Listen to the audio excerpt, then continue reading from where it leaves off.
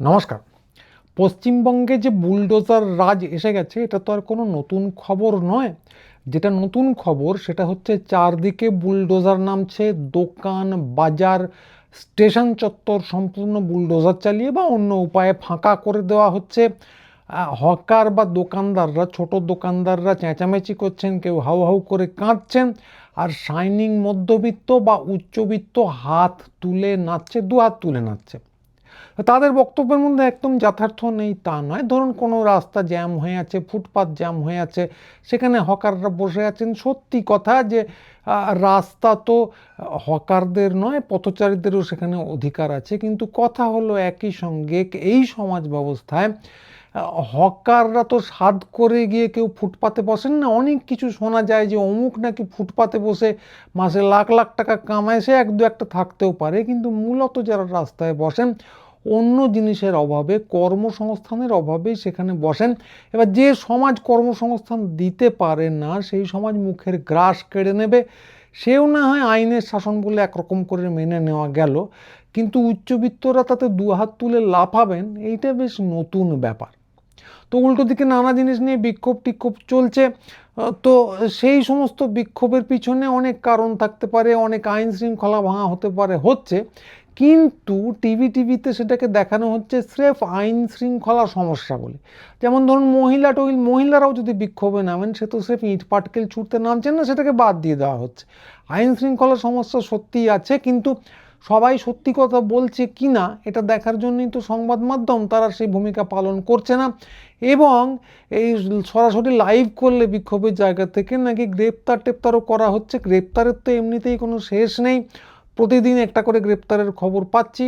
তো সর্বশেষ গ্রেপ্তার একটি বিক্ষোভে ফরিদুল নামে একটি ছেলেকে গ্রেপ্তার করা হয়েছে স্রেফ নাকি লাইভ করার জন্য। মানবাধিকার কর্মী রঞ্জিত সুরের লেখায় পড়লাম, আমি সত্য মিথ্যা জানি না। তো আইন শৃঙ্খলা পরিস্থিতির অবনতি হতে পারে, অনেক কিছুই হতে পারে, কিন্তু যেটা বলছি সত্য মিথ্যা যাচাই করার জন্য ওখান থেকে ভিডিও টিডিও করলে যদি সমস্যা হয় সে অতি বিপজ্জনক ব্যাপার। তো উল্টো দিকে মহিলাদের কথা যখন বলছিলামই, তো বীর ইনফ্লুয়েন্সাররা, নানা রকম বীর যাদেরকে বলি আমরা, সেই ইনফ্লুয়েন্সাররা ফেসবুক বা ইউটিউবে এসে বলছেন যে আইন এখন সম্পূর্ণ রকম লিঙ্গ নিরপেক্ষ, যে যাকে খুশি ঠ্যাঙাতে পারে যদি নিরাপত্তা রক্ষী হয়, অর্থাৎ পুরুষরা গিয়ে মহিলাদের ঠ্যাঙাতে পারে, লিঙ্গ টিঙ্গ দেখার দরকার নেই।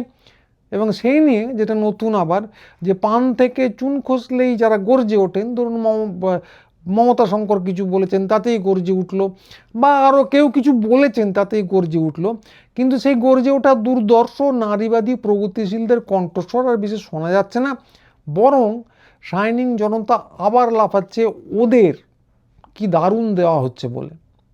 তো কথা হচ্ছে এই হলো চিত্র। নতুন হলেও যেটা মাথায় রাখতে হবে যে এই জিনিস কিন্তু নতুন হলেও এটা হবারই ছিল, মানে গতি প্রকৃতি যা অনেক দিন ধরেই, ধরুন বছর 20 অন্তত ধরে ব্যাপারটা এই দিকেই যাচ্ছে, 20 বা 30 যাই বলুন। তো 90-এর দশক থেকেই শুরু করি। 90-এর দশকে যখন উদারীকরণ শুরু হলো, সত্যি কথা বলতে কি, মানে কর্পোরেট সম্পূর্ণ খারাপ জিনিস করেছে তা তো বলা যাবে না। একটা আস্ত প্রজন্মের মধ্যবিত্তকে কর্মসংস্থান জুগিয়েছিল কর্পোরেট, বিশেষ করে আইটি। তো তার আগের প্রজন্ম করতো সরকারি চাকরি, তো সেই সব উঠে যেতে বসে মোটামুটি 90-এই, তার জায়গা নেয় আইটি। তো আমরা অনেকেই আইটি কুলি নিজেদেরকে বলে থাকি। তো আইটি কুলিগিরি করে আমরা কিন্তু বেশ রসে বসেছিলাম এতদিন। তো এই প্রজন্মের সঙ্গে আগের সরকারি প্রজন্মের তফাৎটা কি, যে আমরা অনেকটা লাফ দিয়ে এক ধাপ এগিয়ে গেছি, মানে শাইনিং উচ্চবিত্তের পর্যায়ে প্রায় পৌঁছে গেছি। আমাদের বাপ পিতামহরা যারা ছিলেন তারা কিন্তু ওই জীবনের শেষে একটা বাড়ি করতেন বা ফ্ল্যাট করতেন এইরকমই। ফলে এইটা খুব স্পষ্ট করে দেখায় যে এইটা শুধু কর্মসংস্থান জুগিয়েছে তা নয়। ওই 90-এর দশকের পর থেকে 2000 সালের পরে এটা আরও বেশি হয়, ভারতবর্ষে বাড়তে শুরু করেছিল অর্থনৈতিক অসাম্য। তাই এর অনেক রকম হিসেব নিকেশ আছে, কোএফিসিয়েন্ট আছে, তার মধ্যে আমি ঢুকবো না, কিন্তু ওপরের 1% আর নিচের 50%-এর মধ্যে ব্যবধানটা তখনই বাড়তে শুরু করে। তো এই ব্যবধানটা গত 15 বছরে কুৎসিত রকম বেড়েছে। তো মনমোহন জমানা, অর্থাৎ কিনা 90-এর দশকের শুরুর দিকে যে সময়টার কথা বলছি, সেই সময় ওরকম ছিল না, মনমোহন বা তার আগে ধরুন নরসিংহ রাওয়ের জমানায়, কিন্তু শুরুটা হচ্ছে ওইখানে। তো তখন যে ওইটা ওইভাবে বাড়েনি অসাম্যটা, তার একটা কারণ হচ্ছে কিছু চেকস অ্যান্ড ব্যালেন্সেস ছিল। যেমন ধরুন 2000 সালের গোড়ার দিকেই 100 দিনের কাজ শুরু হয়, তো এরকম নানা রকম চেকস অ্যান্ড ব্যালেন্সেস ছিল। কিন্তু মনে রাখতে হবে যে এই শাইনিংরা যখনই লাফ দিয়ে কয়েক ধাপ এগিয়ে যান, তখনই ওই সময় থেকেই যে ভর্তুকি মার্কা বাজে জিনিসের মধ্যে মানে বাজে জিনিস নিয়ে শাইনিং মধ্যবিত্তের একটা চূড়ান্ত আপত্তি শুরু হয়। তো তার আগে পর্যন্ত তারা বা তাদের বাপ ঠাকুর দ্বারা রেশন তুলতো, কেরোসিন নিত, গ্যাসের দাম বাড়লে উৎকণ্ঠিত হতো। তো কিন্তু এই যে উপরের 5%ই ধরুন তাদের হঠাৎ আয় বৃদ্ধি, এই সমস্ত জিনিসগুলোকে সম্পূর্ণ অদরকারি মনে করতে শেখায়। এবং ওই একই সময়ে আসে কেবল টিভি ইত্যাদি, যারা ওই আস্তে আস্তে উপরের 5%-এর এই যে অ্যাসপিরেশন, কোনটা দরকারি কোনটা অদরকারি, এরাই ঠিক করে দেবে। তো এইটাকে মোটামুটি সমাজের জনমত বলে চাপাতে শুরু করা হয়। তো কোনটা প্রগতি কোনটা অগ্রগতি, তো এটা তো একটা পদ্ধতি, এটার মধ্যে কতটা বাস্তবতা আছে তার থেকেও বড় কথা হলো যে কিভাবে একটা ন্যারেটিভ তৈরি করা হয়, তার মধ্যে কিছু জিনিসকে বর্জন করা হয়, কিছু জিনিসকে অন্তর্গত করা হয়, সব ক্ষেত্রেই হয়। তো এক্ষেত্রে 5%-এর বক্তব্যকে প্রগতির পরাকাষ্ঠা হিসেবে চালানো শুরু হলো। তাই এইটা সর্বভারতীয় ক্ষেত্রে। তো পশ্চিমবঙ্গের প্রভাব পড়তে শুরু করে ধরুন বুদ্ধদেব বাবুর জমানায়। তো তার আগে পর্যন্ত জ্যোতিবাবুর জমানা ছিল, সেখানে তার প্রচুর নিন্দে করতে শুরু করেন এই সমস্ত শাইনিং লোকজন। তো তার দোষ ছিল যে তিনি একটা স্থিতাবস্থা বজায় রেখে চলেন, বিপ্লবী কিছু করতেন না, কিন্তু ওই যে অসাম্যের ব্যাপারে একটা স্থিতাবস্থা বজায় রেখে চলতেন। তো বুদ্ধবাবুর সময়ে গেট গেল খুলে, শাইনিং মধ্যবিত্তের অ্যাসপিরেশন কার্যত গোটা বাংলার শাসনযন্ত্রটাই দখল করে ফেললো। তো সেই সময় থেকে শোনা যেতে শুরু করে যে বাংলার ভালো ভালো ব্রেনগুলো খামোখা কেন বেঙ্গালুরু চলে যাবে। তো কথা হচ্ছে সত্যি তো, মানে ভালো ভালো ব্রেনদের বেঙ্গালুরু চলে যাওয়াটা তো উচিত নয়, বাংলায় শিল্প থাকাটাই উচিত ছিল। কিন্তু কেন নেই, তার তো একটা কার্যকারণ ছিল, একটা ইতিহাস ভূগোল ছিল। তো ওগুলো যে ঠিক মুক্ত অর্থনীতির নিয়মে, বাজার অর্থনীতির নিয়মে হয়েছে তা তো হয়নি। তো বাংলার ক্ষেত্রে যদি বলতে হয় যে এর পিছনে অনেক লম্বা কারণ আছে, সেই দেশভাগ থেকে শুরু করে কেন্দ্রের বঞ্চনা, মাসুল সমীকরণ নীতি, কোথায় শিল্পে জোর দেওয়া হবে, হাজার হাজার কারণ আছে, যেগুলো শুনে শুনে লোকের তথাকথিতভাবে নাকি কান পচে গেছে, কিন্তু জিনিসগুলো সম্পূর্ণ রাজনৈতিক। তো এইগুলো ভালো করে ব্যাখ্যা করব, বিশ্লেষণ করব, বন্ধু সরকারের উপর চাপ তৈরি করব। তো এই সব ধৈর্য কারো ছিল না। একদম ঝপাঝপ শিল্পায়নে কি করে বন্যার জল বইয়ে দেওয়া যায় তার উদ্যোগ নেওয়া হয়। তো এইটাও যাকে পরবর্তীকালে জেনজি বলা হবে, জেনজি প্রজন্মের একটা বৈশিষ্ট্য, দুমদাম করে সব কিছু করে ফেলবো, আগা পাঁচতলা ভাববো না। তো টিপ্লবও এইভাবেই হয় অবশ্য, কিন্তু আগা পাঁচতলা ভাবারও একটা দরকার আছে দীর্ঘমেয়াদী নীতির ক্ষেত্রে। তো সেক্ষেত্রে অত ধৈর্য কারো দেখা যায়নি, বাংলায় শিল্পায়নের বন্যার উদ্যোগ নেওয়া হয়।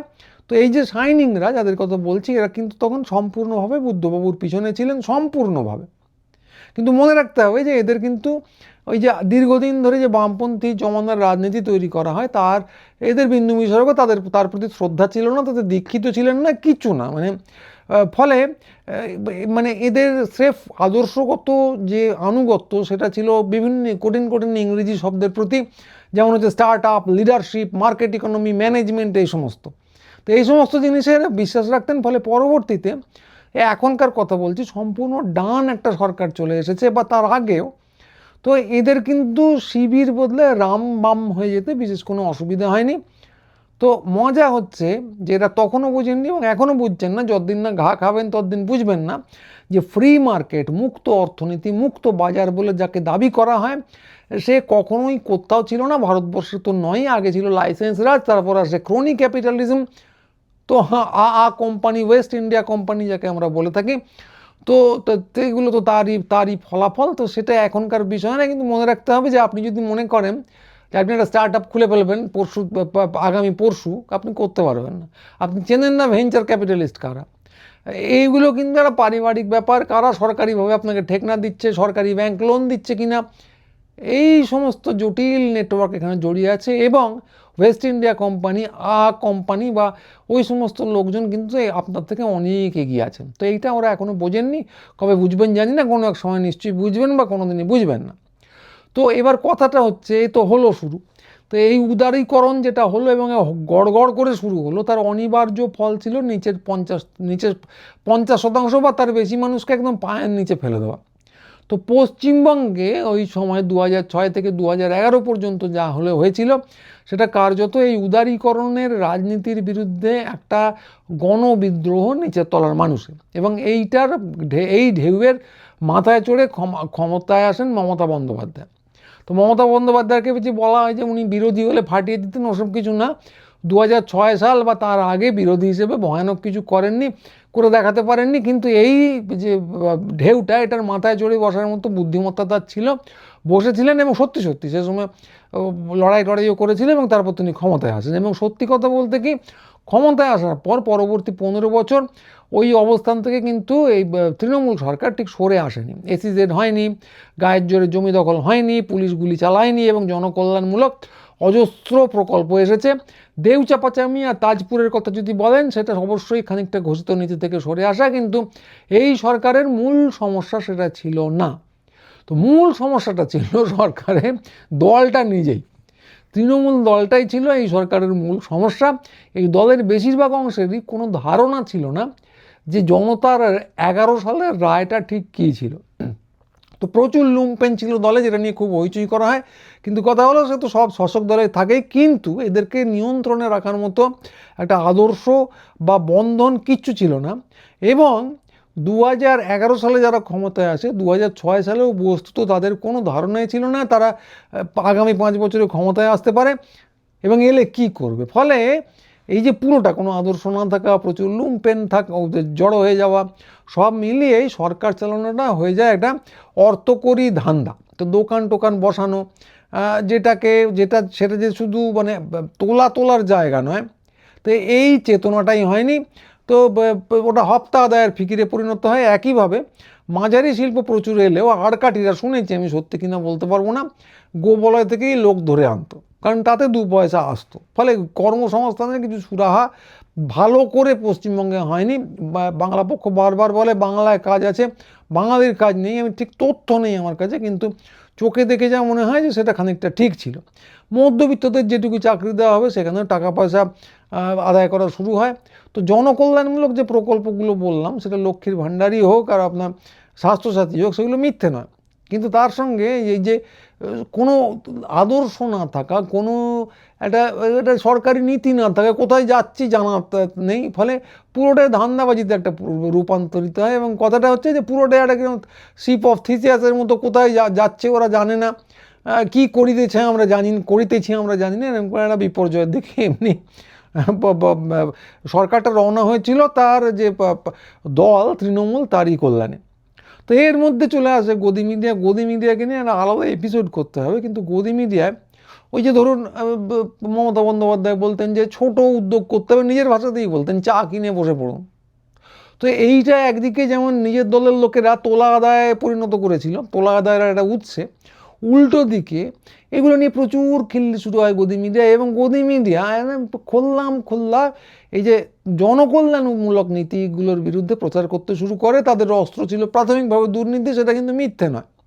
কিন্তু যেটা আগে বলছিলাম যে প্রগতি কোনটা আর অধোগতি কোনটা, এ তো সাধারণভাবে তো একটা ন্যারেটিভ থাকে, ন্যারেটিভটা তৈরি করা হয় এক্ষেত্রে, এবং প্রত্যেকটা ন্যারেটিভের পিছনে কিছু বর্জন এবং কিছু অন্তর্ভুক্তিকরণ থাকে, এটা নিলাম না। তো এইখানে যে দুর্নীতির বিরুদ্ধে সংগ্রামটা চলছিল, তো সেখানে দেখা যায় যে ওয়েস্ট ইন্ডিয়া কোম্পানি হাজার হাজার টাকা লুটছে, ব্যাংক থেকে হাজার হাজার কোটি টাকা লুট হয়ে যাচ্ছে, সেই নিয়ে এদের কোনো বক্তব্য নেই, এখনও নেই।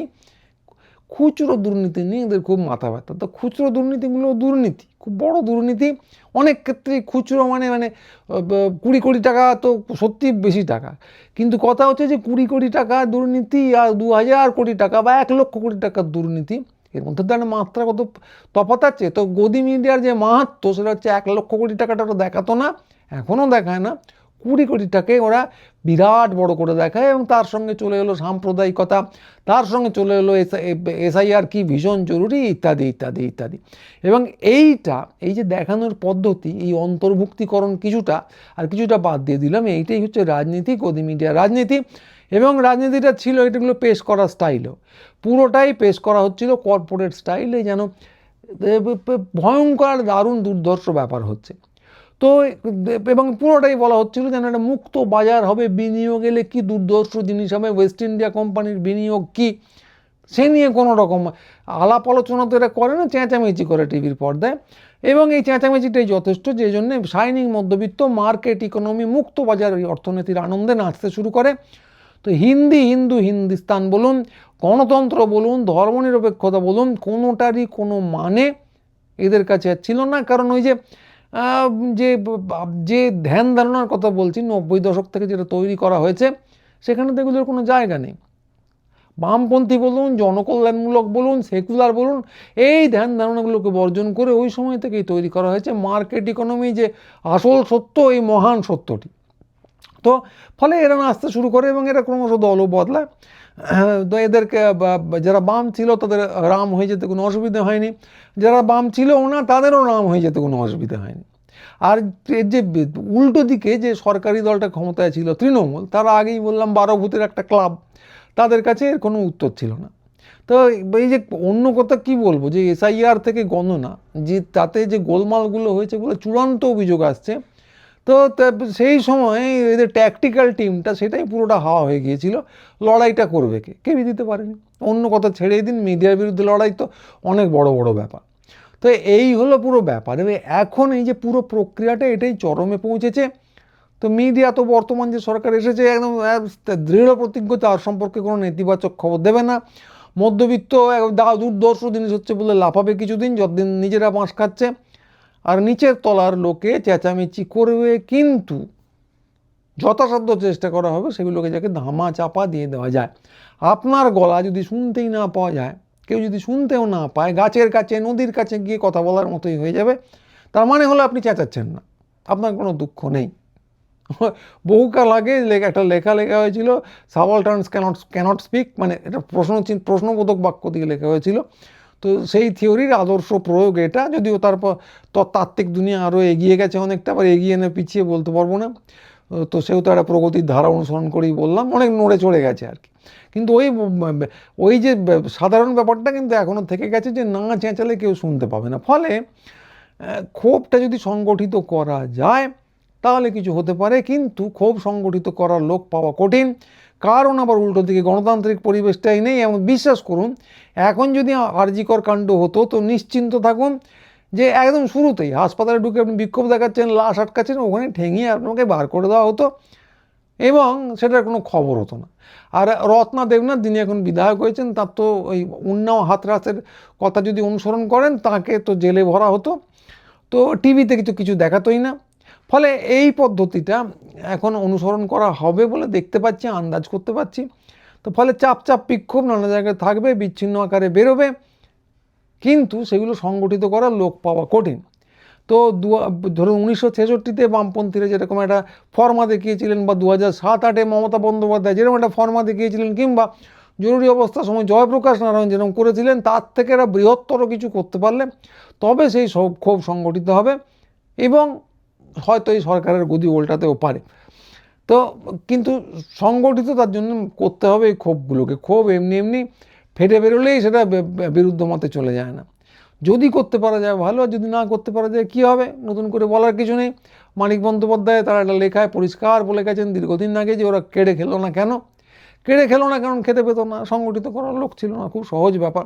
তো সেই গল্পটার পুনরাবৃত্তি করব না, মানিক বন্দ্যোপাধ্যায়ের গল্পটা পড়ে নেবেন।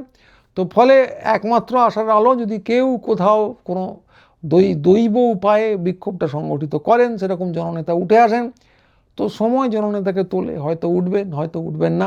দুরকম উদাহরণ ইতিহাসে আছে, আমি আশাবাদ দিয়ে শেষ করব না।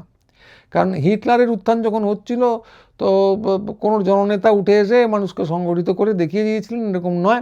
আবার জয়প্রকাশ নারায়ণ ভারতবর্ষে করেছিলেন। ফলে দুরকমই হয়, কোনটা হবে এখনও দাঁড়িয়ে আমরা বলতে পারছি না, কিন্তু আমরা এর ধারা বিবরণী দেব, যাই ঘটুক ধারা বিবরণী দেব, যতদিন দিতে দেওয়া হবে ততদিন দেব, এটুকুতে নিশ্চিন্ত থাকতে পারেন। তো সবাই ভালো থাকবেন আজকের মতো, এইটুকুই আজকের মতো, ভালো থাকবেন, নমস্কার।